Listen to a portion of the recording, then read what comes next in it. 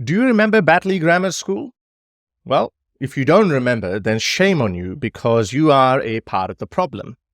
Let me jog your memory. A teacher at a local school decided to show a cartoon of Prophet Muhammad after another teacher, Samuel Petty, was brutally murdered by a jihadi. Why? Because he got the conversation around freedom of speech going. He wanted to educate his pupils on one of the most fundamental aspects of Western civilization that made the West the greatest civilization of all time, i.e., free speech. Why is the West so different from the rest of the world? There are some other countries in the world. They've got tall buildings, got a lot of money, but what they don't have is free speech. That's where the West stands out. So seeing his fellow French colleague getting killed over just getting the conversation around free speech going, he decided to do the same thing to his pupils. He decided to show them the cartoon, and he warned his Muslim students that what he's about to show may offend their sensibilities. And lo and behold, a few hours later, a mob of violent and intimidating, shouting, aggressive Muslim protesters turned up at the school.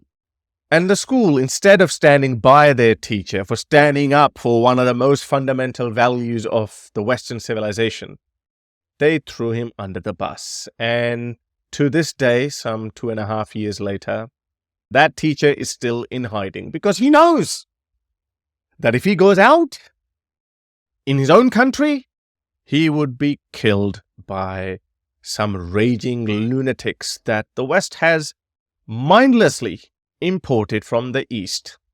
This is why the famous philosopher Karl Popper said, "You cannot tolerate the intolerant." A notion that is completely unknown to these crazy leftist Wokistanis. But there's a saying in Indian, you cannot feed the snake and expect not to be bitten. Interestingly, the very violent mobs that these naive leftists have been protecting have started turning against them. A community divided. If the community has a faith-based ethos, then the schools should reflect that. We've seen that in America and Canada, where Muslim parents, along with some conservative Christians, show up in front of schools protesting against woke values. I just want to commend the idiocy of those silly conservative Christians who think that they can join forces with these radical Muslims against these progressive leftist Western values of tolerance towards LGBTQ. Transgenders, yes, I see that this pronoun debate has gotten out of hand, but it's a distraction. You don't need to join forces with radical Muslims to speak up against some raging blue-haired transgender activist who insists on being addressed by a certain pronoun. You really want to join forces with radical Muslims to fight these people? You don't need that. You can do that on your own. You can't get in bed with radical Muslims. Now, I am not building a case against multiculturalism. I'm a brown guy. I'm from Pakistan. I'm an ex-Muslim. But I embrace superior Western secular liberal values. And there are literally millions of people like us. Have a look at this survey from Pew. There were more ex-Muslims in Europe between 2010 to 2016 than people converting to Islam. So in other words, more brown people are leaving Islam for superior Western secular liberal values. And look at the Indian diaspora in the West. Look at the Chinese. And you would find so many other people who have come to the West and integrated into Western society. But there is a condition. The local values must stand firm. Let me give you an example from ancient Rome.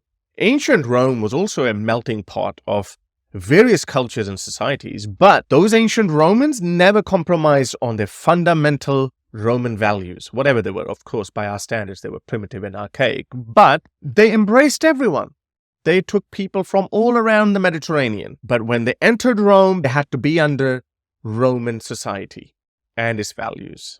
So why are these leftists so stupid that they say, ooh, let us be so tolerant towards your archaic, primitive values that we would compromise on our own values for the sake of your archaic, primitive values. Sorry, I rambled on for a little bit, but let me come to the subject of this video. Because nothing happened after the Batley Grammar School incident, Muslims became more and more brazen.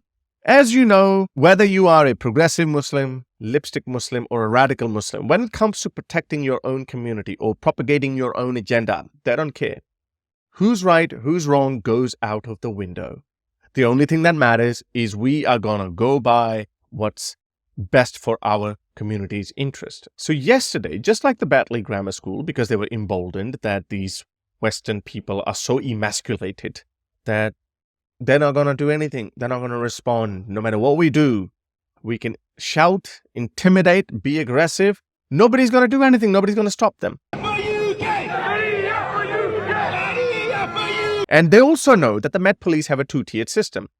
They come down really hard on local natives, but when it comes to Muslim provocateurs, they beg them, "Oh, please come down, sir. This is very disrespectful." Please come down, sir.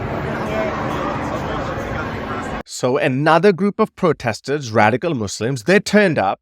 And as I told you in my previous video, that Muslims are actually authorized by the Prophet of Islam, Prophet Muhammad, to lie during war. And they see that as a wartime situation. So look at this girl. She's a hijabi and she's holding a poster saying, "As a Jew." She's pretending to be a Jew while wearing a hijab.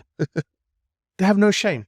Lies. So anyway, so these people turned up and they protested and intimidated the school, who told a kid not to show any Palestinian symbols. Why did they do that? Well, I'm sure they have seen these videos all around England where these raging, aggressive, shouting Muslims have been intimidating the local Jewish population. Don't educate yourself. I don't like that either. But the last time I heard... They're intimidated by them. We've seen that in America, and we have seen in Australia, and of course we've seen that in England. So they decided, you don't show Jewish flags, you don't show Palestinian flags, but Muslims don't care about local values or laws or rules. They don't care about that. For them, it's my way or the highway. We're going to intimidate you. We're going to provoke you. That's what they believe in. So they sent the kid back, and the kid came back the next day again with a Palestinian flag. And they sent the kid back, and the kid's dad thought this is a perfect opportunity to intimidate the school staff. And look at this. They turned up, and they shouted and screamed. And look at this. Look at the language. They're intimidating. They know they're intimidating. They're trying to scare you. And I think on most part, it has been working. But I also think that people are starting to wake up. Ask this guy, why does he have to wear a balaclava? Why does he have to hide his identity? I tell you why.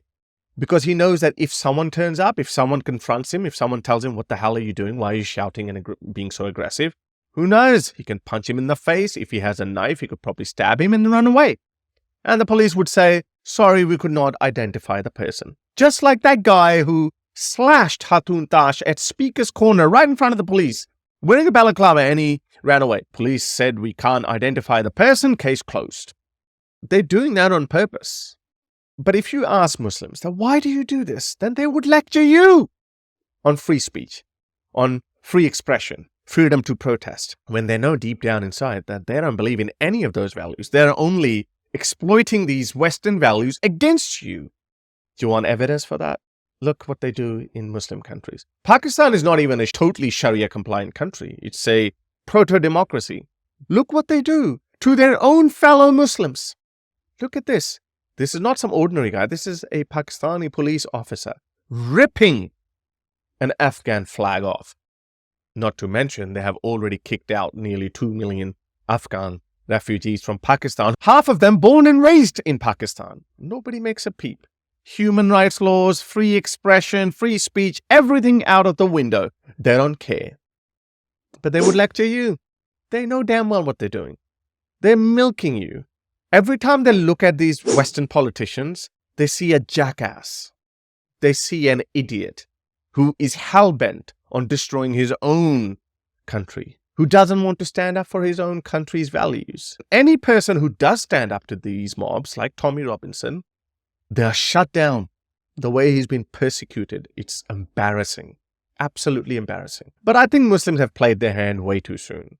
They have revealed their colors way too soon. People like us have always known this. We were them. We know how their mind works. But we've been trying to warn you for many years, well over a decade now. You didn't pay any attention. But I think it's still not too late. I think people are waking up in the West.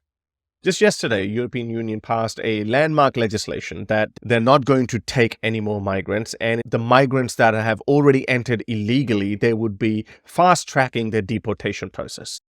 It's happening.